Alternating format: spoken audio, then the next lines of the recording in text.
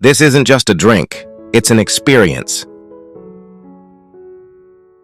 We start with fresh lime juice, zesty, juicy, and alive.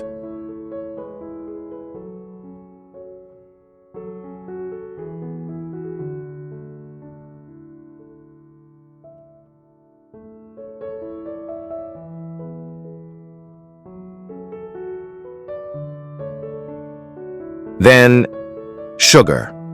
Melt sugar into the juice until it becomes liquid gold.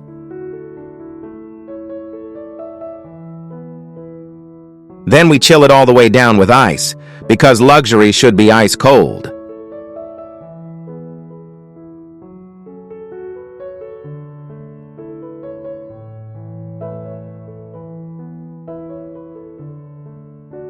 Now the real seduction begins.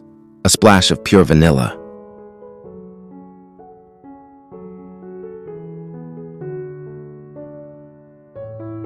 And then the silkiest carnation milk, thick, creamy, cold. Sweet meets citrus. Cream meets ice. It's like a lime creamsicle that grew up and got expensive.